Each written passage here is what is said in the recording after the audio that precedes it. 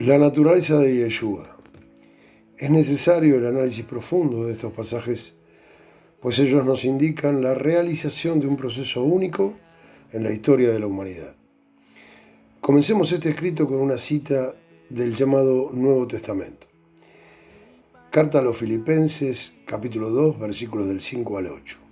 Haya pues en ustedes este sentir que hubo también en el Mesías Yeshua, el cual, siendo en forma de Elohim, no estimó el ser igual a Elohim como cosa a que aferrarse, sino que se despojó a sí mismo, tomando forma de siervo, hecho semejante a los hombres, y estando en la condición de hombre, se humilló a sí mismo, haciéndose obediente hasta la muerte y muerte de cruz.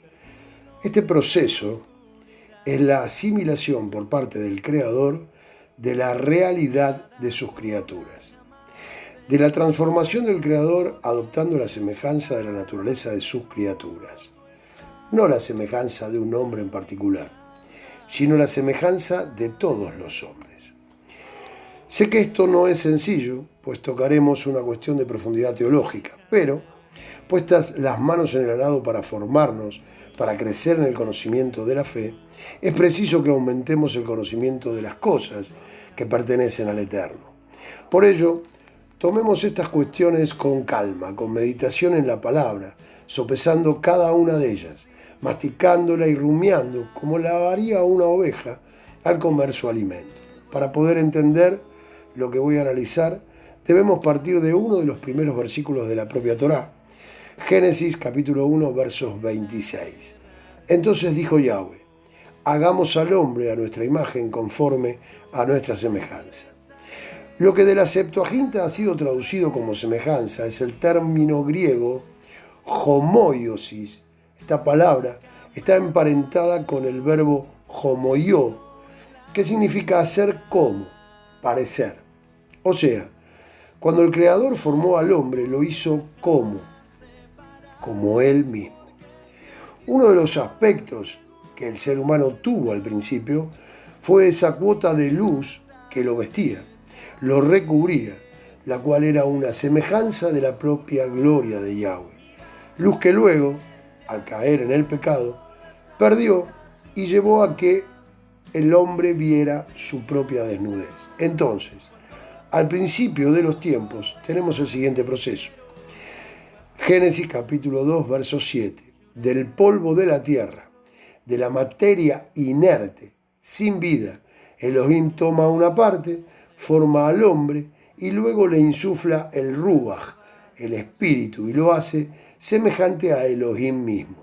Con ello, hay un proceso sobrenatural, increíble, si se piensa en términos meramente naturales, en el cual, de donde no había vida, pasa a haberla.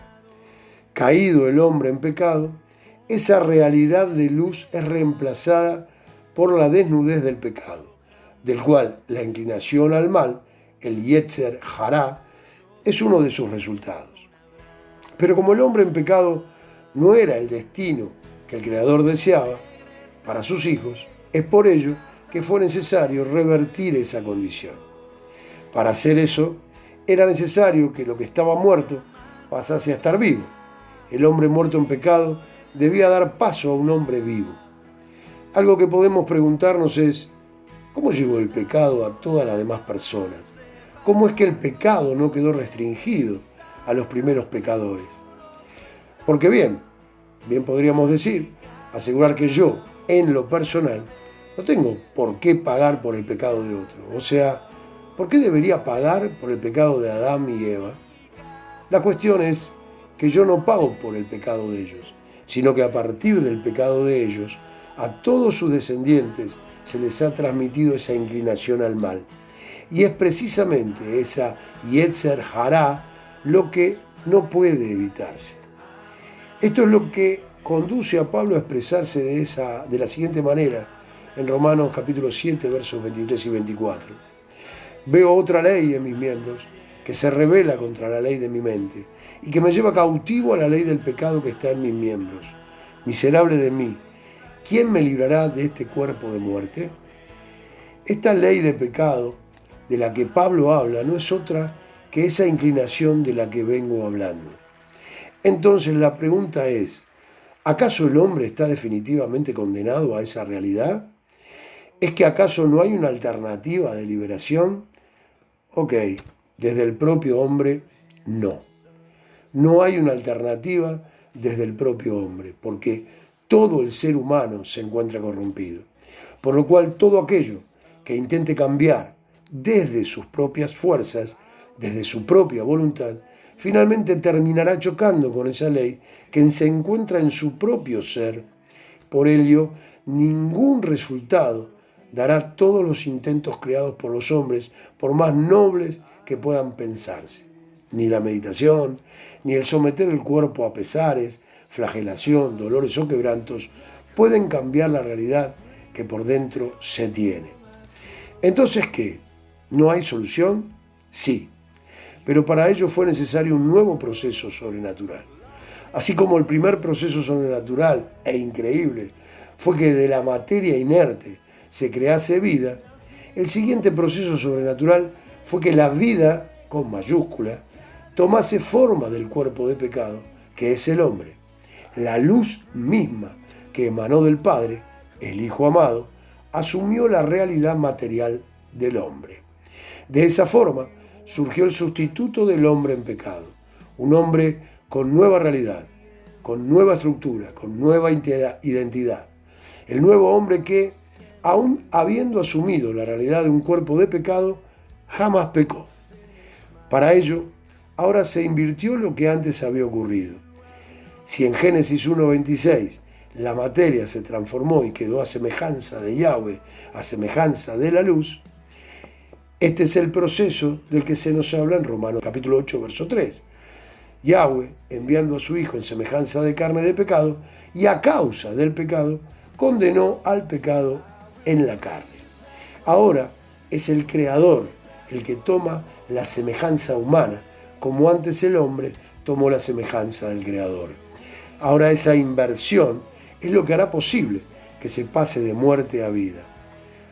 Como sé que hay personas que gustan de comprobar que lo que se enseña se corresponde con los textos originales, veamos ambos textos en el idioma original. Génesis capítulo 1, versos 26, que ya fuera citado.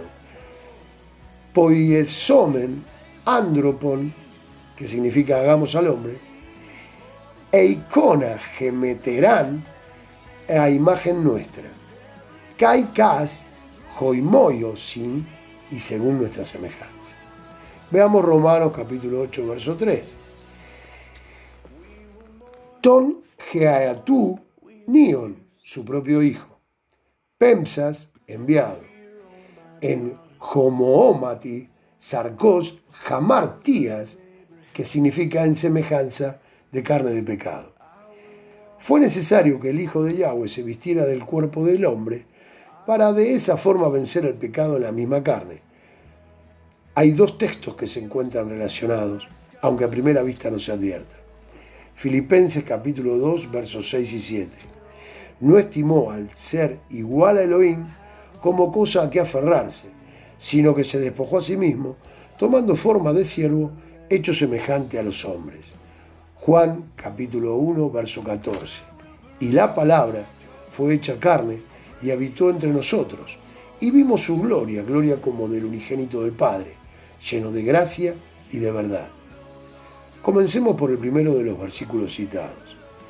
Existe un proceso que en teología es llamado kenosis.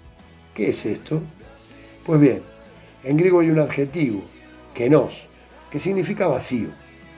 Por supuesto, no hay que ser un catedrático para entender que lo que está vacío es lo que carece de contenido. Un vaso vacío es aquel que se ha vaciado del líquido que contenía.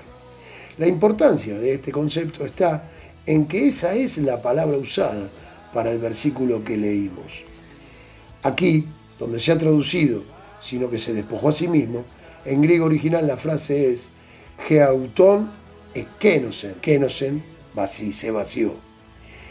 Lo que el versículo sencillamente nos está transmitiendo es que el Hijo de Yahweh voluntariamente se vació de todo aquello a lo cual podía aferrarse, todo lo cual le correspondía conforme a su dignidad real, y tomó la semejanza de los hombres.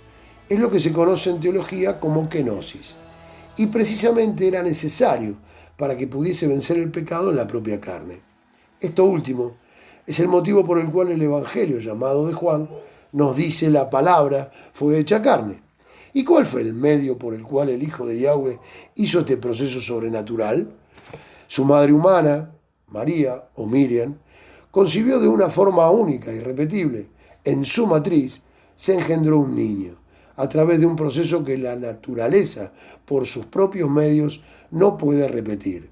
Se formaron átomos, moléculas, cadenas de ADN, que originaron al ser completo que conocemos como Yeshua y que es el Hijo de Yahweh hecho hombre.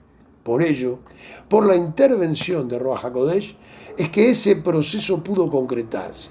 De la misma forma en que Ruach HaKodesh intervino, poniendo orden en todas las cosas al momento de la creación del mundo, Génesis capítulo 1, verso 2, el Espíritu de Yahweh se movía sobre la faz de las aguas, así ordenó todos los elementos necesarios en el cuerpo de Miriam para que ese evento único en la concepción de Yeshua fuera posible. Es entonces cuando la palabra se integró a la carne, adoptó la realidad humana, la realidad del mismo ser que había creado miles de años atrás y que había caído en pecado. Es así que entonces se da esta doble situación. Por un lado, la palabra, el logos, Hadabar, la membra, se despoja de su investidura real y por otro, asume la investidura de la carne como cualquier ser humano. Este autodespojo fue necesario para poder vivir entre los hombres, para poder vivir la realidad de aquel que se encuentra atado al instinto del mal que mora en su propio cuerpo, como veíamos en las propias palabras de Pablo. Alguien podría preguntar, ¿pero acaso en ningún momento de su vida como humano se manifestó su esencia divina, su esencia como Yahweh mismo, hecho hombre? Por supuesto que sí. Esto lo vemos en el Evangelio de Mateo, capítulo 17, versículo 2. Y se transfiguró delante de ellos, y resplandeció su rostro como el sol, y sus vestidos se hicieron blancos como la luz. Por esto es que él conservó su esencia divina, de la cual se despojó voluntariamente para no tener de qué valerse. Por ello la Escritura dice, no estimó al ser igual a Yahweh como cosa a que aferrarse. Aclaradas estas cosas, es preciso entonces que comencemos el tratamiento de aquello que importa a nuestras vidas, a nuestro diario caminar en la fe. Para lo que sigue es necesario atender la indicación del siguiente pasaje. Primera de Corintios, capítulo 11, versos 1. Sean imitadores de mí, así como yo de Yeshua. En este, el apóstol Pablo nos da una indicación, la cual establece que, en la medida de las posibilidades que Yahweh ha puesto en la vida de cada persona, busque ser imitador de todo lo que el Mesías ha hecho. Escrito por Ricardo, se permite la reproducción total o parcial mencionando al autor. Todos los derechos reservados.